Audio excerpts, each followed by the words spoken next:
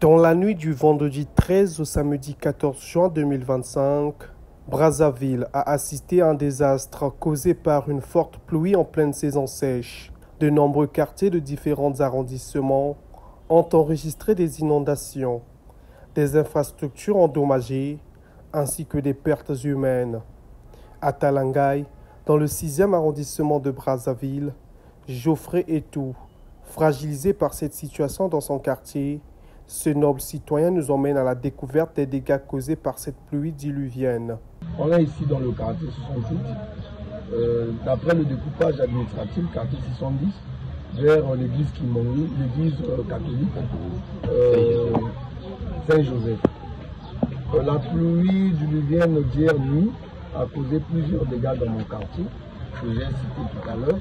On a eu des inondations, des ensablements. On a eu des cas où des parcelles sont carrément ceinturées par l'eau ou par le sable. On a eu même l'église, la paroisse Saint-Joseph, qui a été inondée totalement. Ces populations se mobilisent, s'entraident en tentant de s'en sortir de cette catastrophe et appellent à l'aide aux autorités compétentes de bien vouloir apporter réconfort face à ce cauchemar dont ils vivent à l'instant. Nous, population de ce quartier, nous demandons de l'aide aux autorités compétentes de notre pays en général et de notre arrondissement Talangaï en particulier. Notamment, le maire de l'arrondissement Talangaï est notre honorable. Si elle peut avoir un bon cœur de venir nous assister. Parce que nous, actuellement, nous vivons des situations très difficiles.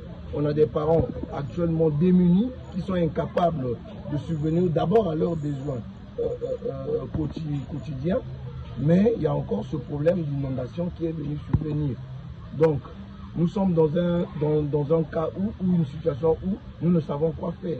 Avec nos moyens maigres, nous ne pourrions rien faire. Nous avons besoin des sacs, nous avons besoin des pelles, nous avons besoin de beaucoup de choses, toutes sortes de matériel. Nous en avons besoin. D'après des témoignages recueillis de certains citoyens, ce n'est pas la première fois que cela arrive. De nombreux dégâts matériels enregistrés. D'après le ministère des Affaires sociales, on compte 7 décès et un disparu.